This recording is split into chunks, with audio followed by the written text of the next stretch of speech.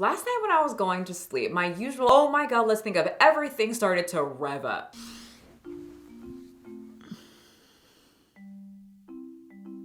Hi, I'm ready for a workout.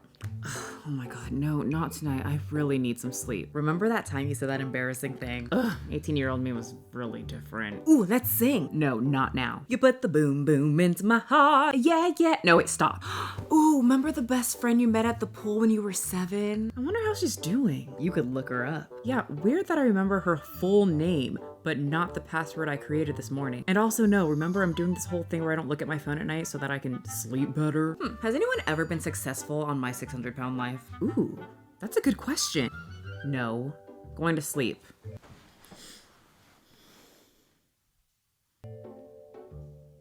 God damn it, fine. Sometimes when I watch my 600-pound life, it gets a little tough, mostly because the death. The last time I was weighed, I was at 670. I am killing myself. And second, because if I watch my 600-pound life and then go on TikTok, I get bombarded with fat activists screaming that obesity is perfectly fine, and that show completely proves that it's not. The show does a very good job of showing the realities of what obesity does to you negatively. Deidre loves the ice cream.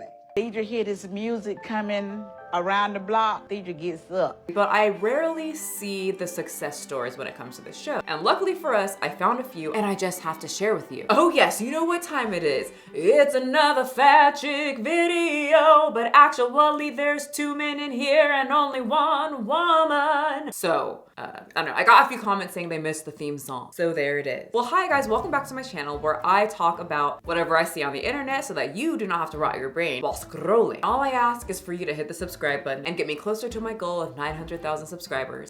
I even kissed your butt. I don't care. You got a cute butt. Look at it. Yeah, turn around. Let me. Looks amazing. You've been working hard. Looks so good. Okay, I thought it would be nice to take a break from all the crazy fat activists saying how no one can lose weight because of genetics and obesity is also wonderful, while also complaining that they have to clean their fold and that they can't fit into airplane seats. Let's take a break from all of that and look at the success stories from my 600-pound life.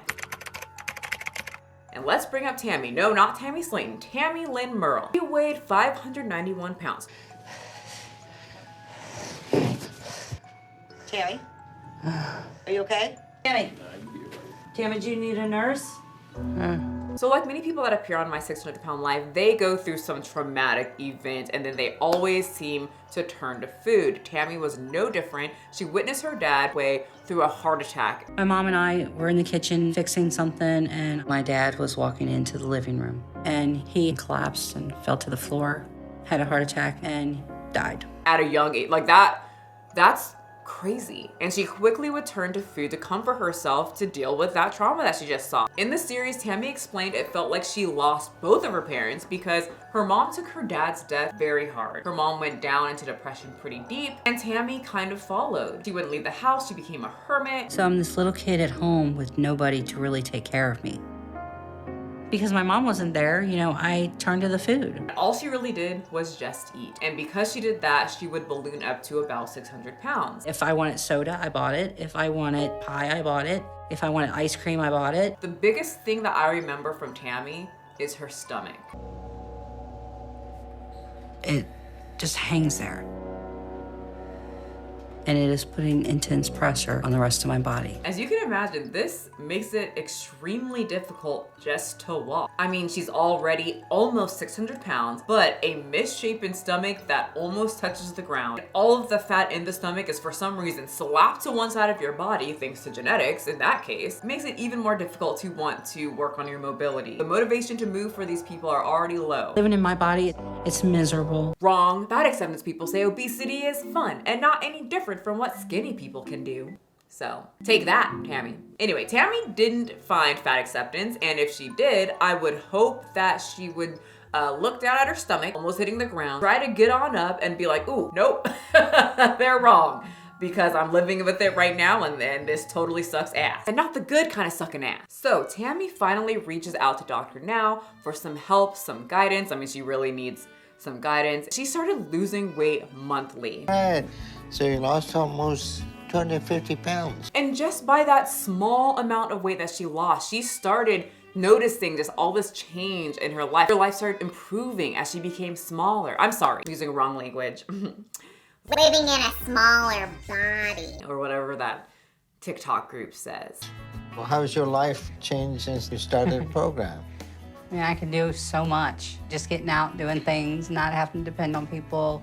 Just, take care of myself. Careful, Tammy. Your privilege is showing. Being able to move around blissfully is something some people can't do. Anyway, with the power of Sky Daddy, Tammy underwent bariatric surgery, which has helped her lose a whole ass person. 246 pounds, that's two of me. Imagine two of me on top of you, piggyback style, actually. And you have to carry me and my clone all throughout Disney, okay? That's hard, right? You're probably not gonna get 20,000 steps. And if you do, your back's probably hurting and your knees and your ankle. She did amazing. She worked hard and got the Dr. Now stamp of approval. So, Tammy, I'm proud of you. You've done great. Keep up the good work. Not a lot of people get the Dr. Now stamp of approval. They run very sparse in the 600-pound universe. They usually get this face. Tammy's still doing extremely well. She is on social media. She does have an Instagram where she sometimes posts like her gym pics and just pretty much what she's doing throughout life. But the most important thing is that she's living. One of the hardest things about being morbidly obese is the whole moving around thing. We see this all the time. The mobility is pretty much non-existent with my 600-pound contestants or people. Let's combine being 600 pounds, limited mobility, and being an amputee, specifically your leg. James Bonner was in a horrific car accident, and after the horrific incident, he would do what every other person does on this show, turn to food and quickly get up to 600 pounds. Those two factors combined make getting around almost impossible. So not only does this man have to, deal with the difficulty of being obese, but he also has to combine that with the difficulty of having one leg. There's days where I feel so worthless. I think I'd be better off in the ground. Along with the whole he's too large, his prosthetic leg is not very comfortable. Right now, the prosthetic leg I use is barely able to hold my weight. And every morning I had to fight to put a liner on over my stump. I saw this one and I would think, yeah, he's gonna pass away for sure. It's already hard enough for these people to get their life together, and especially to move around with two legs, and he only has one. So I get shortness of breath from doing all the scooting and leaning up and all that. If you look at mortality rates when it comes to these situations, usually when one of these patients, get a foot amputated or a leg amputated, that's just pretty much signing up to die. Why? Because they already have trouble getting up, and now you think this person who doesn't like to move, walk, needs help getting their ass wiped, is going to have the motivation to balance on one leg. I wouldn't want to move after that. My knees killing me, my back's killing me. So my weight, it's keeping me from having a life. Thus, depression increases, and when these people get depressed, what do they turn to? Food, every single time. The only thing that can't leave them, and is usually brought to them. I would do anything in the world for my son. That's how much I love him.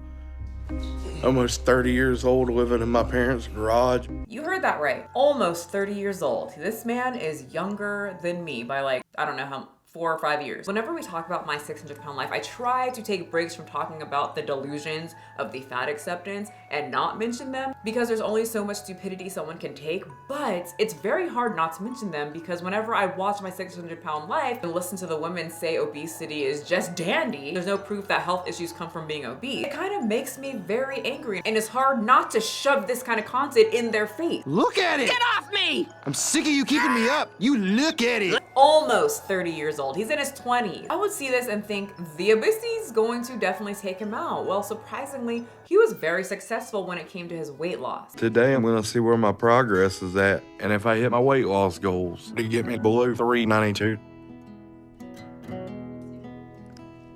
I'm happy with that.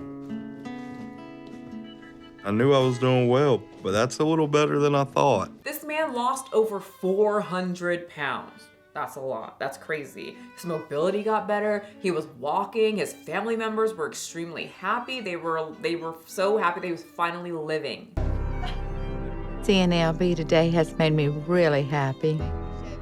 We look so good. I'm so proud of him. And I thought about not including this one because I wanted this one to be happy, have a happy ending like all the other ones. But as obesity didn't take him out, mental health would. Bonner shared a Facebook post in which he thanked everyone for their support and said he needed to face his demons. I just want to say thank you to everyone who has shown me love and support throughout my journey. I've realized a few things over the last few days, and it's time that I face my demons head on. No matter what you change or the efforts you put forth in life, sometimes you just have to take it on the chin and deal with things your own way. Again, thank you all so much. Please don't let people you care about not know how you feel. Then shortly after that, he was found in a ditch with a self-inflicting gun wound. And I did not know that when I was writing this video, because I saved all of the updates for the end, and it put me in a certain type of mood, but I thought that it would be good to talk about.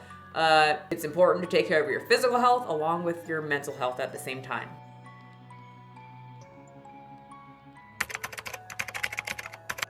Selah Givens weighed over 700 pounds. She was 100 pounds over the show's recommended weight. I'm so big now, I'm just stuck in my bed all day long. You could say that he put in some extra credit. He went above and beyond what he needed to do to appear on the show. And in this instance, it's not the most positive thing. So being 700 pounds, Selah depended on his girlfriend for everything, like food. Jessica usually brings me my first meal of the day, and that's one of the most exciting moments for me.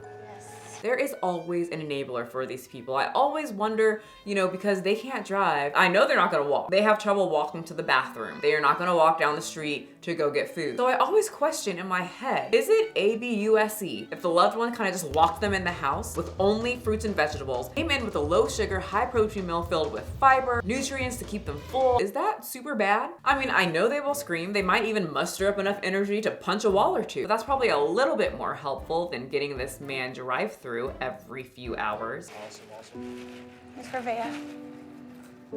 She's going to nursing school, so she doesn't have a lot of time to make any meals, so I usually get fast food. I just don't get how you can love someone so much that you can look at them not being able to move really because of the food they ate, and you're constantly bringing them more food to make it even worse. Silas just has his go-to food, the food that he eats every day as a routine, as comfort. No, not at all. I would not allow this. And yes, I'm saying I would not allow it. I would control you. At this point, The life I live right now is miserable. It's not no life for anybody to live. yeah. Does that make me toxic? Fine, I don't care. If I love you, that's not happening. You will sit there and scream for McDonald's. I'll put my earphones in. What are you gonna do? Chase me? I don't think you are. And don't you dare think about calling DoorDash. I'll fight them. Just kidding, I won't fight them. But I'll take your phone. You will lose your phone privileges. I'm sick of fighting.